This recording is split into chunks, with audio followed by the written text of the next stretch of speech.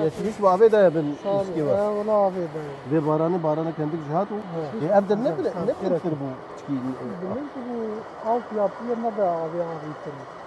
Burada abi kimse kete bilmiyor. Kete bini. Evet ve dumede guharu şul bu ve çarşı bunu çıktı. Valla bizim emek çıktı mesela eseri yarakın bizim dedim berkabız vabu bu ne bu yara jiyemra. Allah. Diyeceğim ne hayvan. Şöyle kala cive daha güzel. Edvan durumada yani hani destek ekiş valideye falan şu bunun olsun talep değil am. Am para mesela çalacak benim bu 100 kilo para şilkerin şu an yakıştır bir şey var nereden bejin ka zarar etmez. Azil başkanı yuda yaparım ama öyle bir bu afet yedim ama kamerın hali olmaz. Serçavem sırsı. Balık karış bu çıktı. O da tüşteki ne yandık entene. Nasıl? Yemiş iş para. hayır koy تعالى جيو داغرا قوت بجوره تعالى جيو داغرا abi can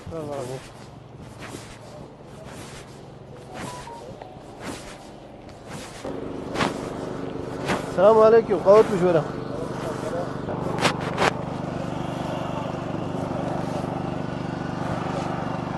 Gelseydiniz buralar göldü.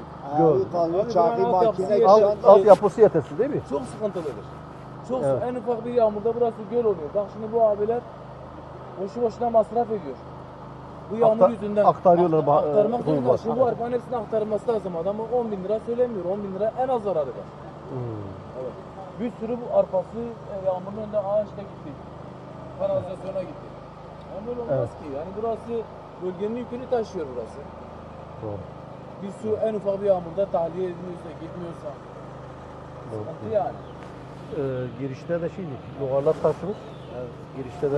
Abi her yıl bu problem yaşıyor. Her yıl. Kışın özellikle bu problem yaşıyor. Başta dışarı döküyorsun, kuruyor daha sonra ambara. Valla bir yaş kata bize de var biliyorsun. Var logara. Mazbat. Amca İsmail var. Buğday tükemesleri, gelin tükemesleri. Pakış ne yapın? Hem pakış ne Ya hakim. belediye de gelip temizlemiyor şu geceyi. Ya belediye yapması lazım. Belediyenin işidir yani. Kanalizasyon belediyenin işidir. Altyapı belediyenindir. Tamam biz söylememişiz. Üst yapı bizimdir ama altyapı da belediyenin sorunudur. Evet. Yani bizim de yani esnaflar orada biz de tembeliz. Biz de sorunsuz. Yani bu problem var biz de halletmiyoruz. Eyvallah bir misal sakın abi. Abi altyapı Bir sanayi. çay bakın. Ne yapabilir abi? Valla ma قلت لكم كتير بين حبوبات فلان وخمر على المتفق Baba hangi abi mecit kosta kamera sıraydı ya. Abi çekme. Yani 10-15 tane esnaf şey yaptılar, suyun içine girdiler o kanalizasyonu tahliye şeyini açana kadar. Açana kadar değil mi? Sana kadar. Evet bunu biz belediyeye iletelim, belediye söyleyelim yani biraz daha buraları bir önem versin şey yapalım.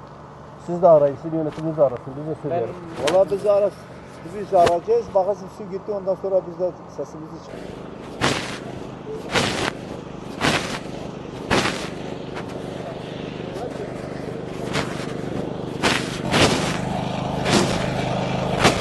Selamun aleyküm. Hoş bulduk. ولا قلت صاحب الحبوبات ولا وخمر الحلوى بفضل وقرب كل هاي كلها خلاص تعرف راح نروح طبعا اكثر يوم خش خير لك على اساس خير لك ابو خباز قال انا يا ولد انا قال ده وين وحصل انا ابغى حصل ما كله هذا جولته قبل انباري عامل حالك وجيت مبارك خلاص ما تخرج.